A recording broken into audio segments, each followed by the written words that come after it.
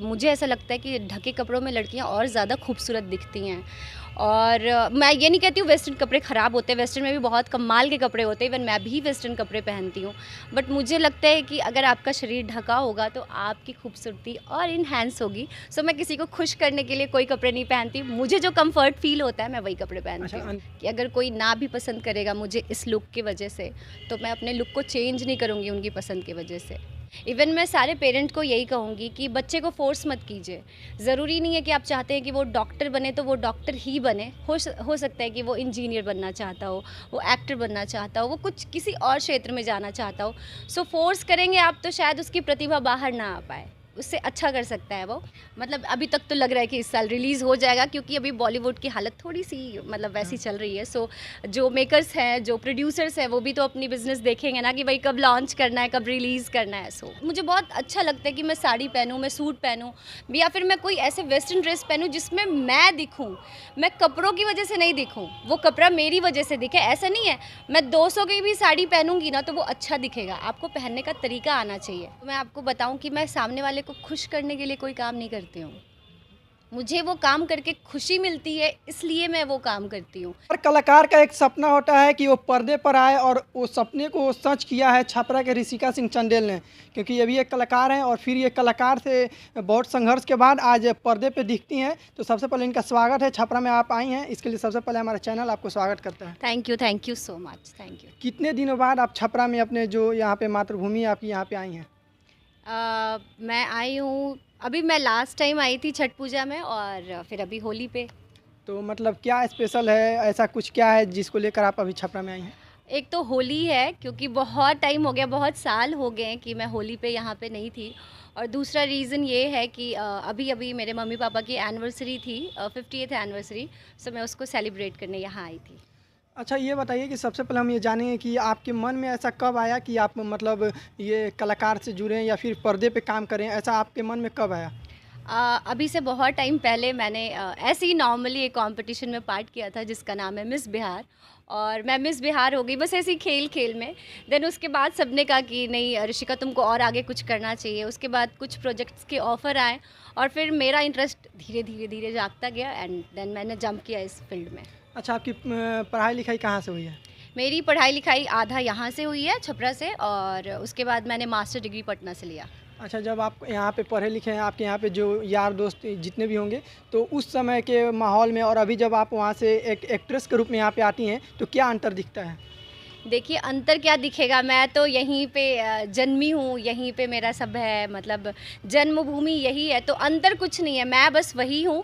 और कर्मभूमि में जब मैं जाती हूँ तो वहाँ पे चीज़ें डिफरेंट हो जाती हैं, लेकिन जब भी मैं वापस आती हूँ तो बस मैं छपरा की बेटी बन के आती हूँ, तो चीज़ें वही हैं जो पहले थी, अभी से 6-7 साल पहले, एंड अभी भी वही है। अच्छा, एक कड़ा सवाल आपसे पूछेंगे कि क्या फॉलोअर्स बढ़ाने के लिए, लोकप्रियता पाने के लिए अर्धनग्न होना ज़रूरी है क्या?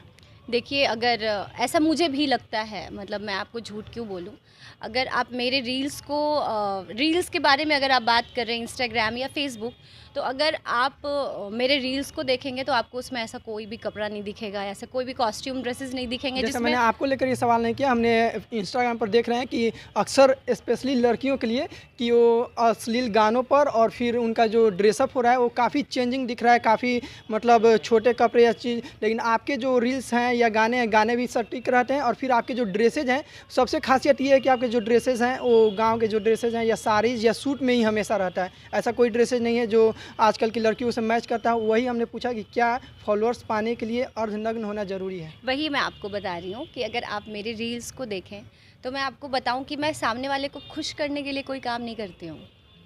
मुझे वो काम करके खुशी मिलती है, इसलिए मैं वो काम करती हूँ। मैं रील्स बनाती हूँ, मुझे बहुत अच्छा लगता है कि मैं साड़ी पहनूँ, मैं सूट पहनूँ या फिर मैं कोई ऐसे वेस्टर्न ड्रेस पहनूँ जिसमें मैं दिखूँ। मैं कपड़ों की वजह से नहीं दिखूँ, वो कपड़ा मेरी वजह से दिखे। ऐसा नहीं है मैं 200 की भी साड़ी पहनूँगी ना तो वो अच्छा दिखेगा। आपको पहनने का तरीका आना चाहिए। एंड सेकंड थिंग कि बहुत छोटे-छोटे कपड़े दिख रहे हैं, तो वो उनकी गलती नहीं है। गलती उनकी है जो उन्हें पसंद करते हैं। सो मैं कैसे बोल दूँ कि जो लड़कियाँ छोटे कपड़े पहन के बना रही हैं वो गलत कर रही हैं। पसंद तो लोग फॉलोअर्स, बुरे चीज़ को भी करते हैं, पसंद बुरे तो चीज़ को मैं भी करते वही हैं तो बता रही हूँ आपको कि ये उनके ऊपर डिपेंड करता है ना कि वो बुरी चीज़ों को अडॉप्ट कर रहे हैं, उन्हें पसंद आ रहा है। जब तक वो नहीं ख़त्म करेंगे देखना, तो बनाने वाला तो ख़त्म नहीं करेगा। और पता नहीं क्यों बना रहे हैं लोग, उनको क्या मिल जाता है इतने छोटे कपड़े बना के, आई बस डोंट नो। फॉलोअर्स। फॉलोअर्स भी क्या देता है, आई डोंट नो। अच्छा, इस सबसे ख़ास सवाल ये कि आप बड़े पर्दे पर कब आएँगी? देखिए मैंने अभी एक फ़िल्म की है मैं बहुत ज़्यादा रिवील नहीं कर पाऊँगी, मैं कॉन्ट्रैक्ट के तहत बंधी हुई हूँ। But most probably this year वो फ़िल्म मेरी लॉन्च हो जाएगी। बड़े पर्दे पर मतलब जल्द नहीं आप दिखेंगे, फिर भी इस साल? मतलब अभी तक तो लग रहा है कि इस साल रिलीज़ हो जाएगा, क्योंकि अभी बॉलीवुड की हालत थोड़ी-सी मतलब वैसी चल रही है। सो जो मेकर्स हैं, जो प्रोड्यूसर्स हैं, वो भी तो अपनी बिज़नेस देखेंगे ना कि भाई कब लॉन्च करना है, कब रिलीज़ करना है। सो अच्छा, आपने कितने सीरियल्स में काम किया है? वेब सीरीज़ वगैरह में कितने काम किए हैं? वेब सीरीज़ मैं बस अभी करने वाली हूँ, मैं यहाँ से वापस जाऊँगी तो मैं करने वाली हूँ। मैंने जय संतोषी माँ किया है एनटीवी के लिए, लव जिसमें पंथी। मैंने सीता का किरदार किया था। लव पंथी किया है मैंने एमएक्स प्लेयर के लिए। विद्या किया है कलर्स के लिए। बहुत सारे ऐसे शोज़ हैं सीआईडी जो, वगैरह में भी आपने वो काम तो किया? मैंने बहुत जब स्टार्ट किया था तब किया था मैंने। एक स्टेप होता है जब आपको सीआईडी सावधान एंड ऑल करना होता है। सो या अच्छा, एक ख़ास सवाल जो अक्सर लोगों के मन में रहता है कि आपने शादी किया है या नहीं? अगर अगर नहीं किया है तो फिर कब करेंगी? देखिए अभी तक तो नहीं की है मैंने शादी, लेकिन करूँगी मैं, ये तो है, ये तो दुनिया की रीत है। ऑब्वियसली मैं भी उसे फॉलो करूँगी, लेकिन कब करूँगी ये नहीं बता सकती मैं। अभी नहीं किया है बस। अच्छा, ये बताइए, छपरा की लड़कियों के लिए, छपरा के लोगों के लिए क्या कहिएगा? क्योंकि अक्सर लोग अपने घर की लड़कियों को रोकते हैं अभिनय के क्षेत्र में जाने के लिए, ऐसा बहुत कुछ गलत सेट रहता है। तो उन लोगों के लिए, उन परिवार वालों के लिए और उन लड़कियों के लिए क्या कहिएगा? देखिए पहले से और पहले और अभी को कंपेयर करें हम, तो माइंडसेट बहुत चेंज हुआ है। अब पेरेंट्स अपने बच्चों को समझ रहे हैं, उनको उसी क्षेत्र में जाने दे रहे हैं जिसमें वो जाना चाहते हैं। इवन मैं सारे पेरेंट को यही कहूँगी कि बच्चे को फोर्स मत कीजिए। ज़रूरी नहीं है कि आप चाहते हैं कि वो डॉक्टर बने तो वो डॉक्टर ही बने। हो सकता है कि वो इंजीनियर बनना चाहता हो, वो एक्टर बनना चाहता हो, वो कुछ किसी और क्षेत्र में जाना चाहता हो। सो फोर्स करेंगे आप तो शायद उसकी प्रतिभा बाहर ना आ पाए, उससे अच्छा कर सकता है वो। लेकिन आज ही मैं 2 लोगों से मिली जो मिसेस बिहार बनी है अभी, और वो यहाँ की बहू हैं।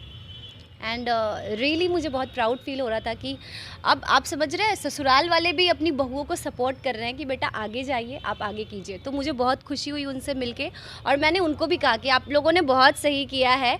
एंड उनको देख के और लोग भी प्रेरित होंगे और बाहर निकल पाएंगे। सो जितने भी पेरेंट हैं यहाँ की, जो बच्चियाँ हैं या लड़के हैं, जो भी हैं, मैं सबको यही कहूँगी कि अपने बच्चों को सपोर्ट कीजिए अगर वो सही हैं तो। अच्छा, आप अपने पुराने दिन के बारे में बता दीजिए, आप अपने संघर्षों को बता दीजिए कि आप कैसे शुरू किए और आज कहाँ तक हैं और आगे कहाँ तक जाइएगा, इन सब चीज़ों को बता दीजिए ज़रा। देखिए अभी से 4 साल पहले मैं मुंबई गई थी, और सो कॉल्ड जो गॉडफादर कहते हैं, मेरा कोई नहीं था। फ़ोन ने बहुत साथ दिया मेरा। गूगल पे सर्च करती थी मैं, लोकेशंस निकालती थी कि यहाँ ऑडिशन के लिए जाना है, वहाँ जाना है। किसी को नहीं जानती थी मैं। ऑडिशंस बहुत ऑडिशंस दिए मैंने।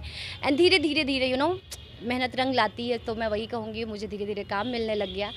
एंड देन अब ऐसा है कि मुझे काम के लिए कॉल आता है। सो यही है। अच्छा, अगर कोई जाना चाहे अभिनय के क्षेत्र में तो उसको क्या क्या करना पड़ेगा? मान लीजिए बहुत लोगों को पता नहीं होता कि क्या करना पड़ेगा, तो उनको टैलेंट होता है लेकिन वो जा नहीं पाते हैं, तो इसके लिए कुछ आप हिंट्स कर दीजिए उन लड़कों के देखिए, लिए, लड़कियों के लिए। टैलेंट की कोई परिभाषा होती नहीं है वैसे, ठीक है। लेकिन मैं यही कहूँगी कि एक अगर, स्टेप बता दीजिए हाँ अगर जी उनको हाँ जाना जी, हो। मैं वही बता रही हूँ कि अगर आप मुंबई शिफ्ट होना चाहते हैं या फिर आप किसी इंडस्ट्री में, इसी इंडस्ट्री में जाना चाहते हैं, तो आपको खुद पे काम करके जाना चाहिए। लाइक आपको शब्दों पे बहुत अच्छी पकड़ होनी चाहिए, आपका डिक्शन बहुत अच्छा होना चाहिए, आपका देखिए लुक तो होता ही है, ये लोग कहे कि नहीं होता है, ये भी मैटर करता है। एंड आप मतलब एक्टिंग वाइज आप, मुझे ऐसा लगता है कि वहाँ जाके आप वो सारी चीज़ें सीखेंगे तो आपका टाइम वेस्ट होगा।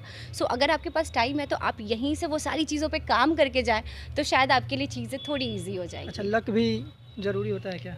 देखिए लक, LUCK, लक का मतलब मुझे जो लगता है, L means labour, U means under, C means LUCK labour under correct, and K means knowledge. Labour under correct knowledge, सही मार्गदर्शन में किए गए मेहनत को ही लक कहते हैं। सो लक जैसी चीज़ नहीं होती है।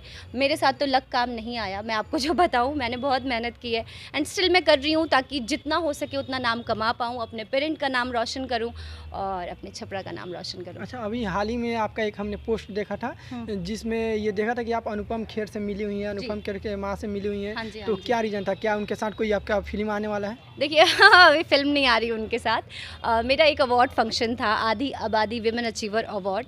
सो उसमें हम सब जयपुर में मिले थे और हमारा सब साथ में अवार्ड फंक्शन था, तो उसी में हम सब एक दूसरे के साथ रूबरू हुए थे।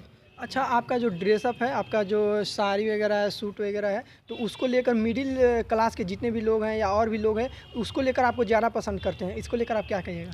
देखिए अगर मैं नेगेटिव कुछ नहीं बोलना चाहती, बट मैं फिर यही कहूँगी कि अगर कोई ना भी पसंद करेगा मुझे इस लुक की वजह से, तो मैं अपने लुक को चेंज नहीं करूँगी उनकी पसंद की वजह से। अच्छा, ठीक समय है? के साथ आपने ड्रेसअप चेंज नहीं किया, आखिर क्यों? समय के साथ क्या ड्रेसअप चेंज जैसे करना है? मुझे मतलब बताइए कि मुझे ऐसा लगता है कि ढके कपड़ों में लड़कियां और ज़्यादा खूबसूरत दिखती हैं। और मैं ये नहीं कहती हूँ वेस्टर्न कपड़े ख़राब होते हैं, वेस्टर्न में भी बहुत कमाल के कपड़े होते हैं, इवन मैं भी वेस्टर्न कपड़े पहनती हूँ। बट मुझे लगता है कि अगर आपका शरीर ढका होगा तो आपकी खूबसूरती और इन्हेंस होगी। सो मैं किसी को खुश करने के लिए कोई कपड़े नहीं पहनती, मुझे जो कम्फर्ट फील होता है मैं वही कपड़े पहनती अच्छा, हूँ। अंतिम सवाल कि अगली बार अब आपको छपरा कब आना है? फिर छपरा के लोग से आप कब मुलाकात करेंगी? छपरा के लोग आपसे कब मुलाकात करेंगे या फिर हम आपसे कब इंटरव्यू लेंगे छपरा में? देखिए अभी तो मैं जा रही हूँ, मतलब होली के बाद मैं जाऊँगी, लेकिन मोस्ट प्रॉब्ली मैं छठ पूजा में आऊँ, ऐसा है प्लान अभी तक है। और नहीं तो हो सकता है मैं पहले भी आ जाऊँ। चलिए, छपरा की बेटी थी जो अभी अभिनय के हूँ, मैं क्षेत्र थी नहीं। छपरा की बेटी हैं जो अभी अभिनय के क्षेत्र में काम कर रही हैं और बहुत अच्छे काम कर रही हैं और जल्द ही इनका बड़े पर्दे पे भी फिल्म आने वाला है। बाकी आप इनको सुन रहे थे, कैसा लगा, क्या सोच रहे हैं, आप हमें कमेंट करके ज़रूर बताएं। मेरा नाम दीपांशु कुमार सिंह है और आप हमें न्यूज़ अपडेट बिहार और छपरा अपडेट पर देख रहे हैं। कैमरे के पीछे सुधीर हैं। बहुत बहुत धन्यवाद।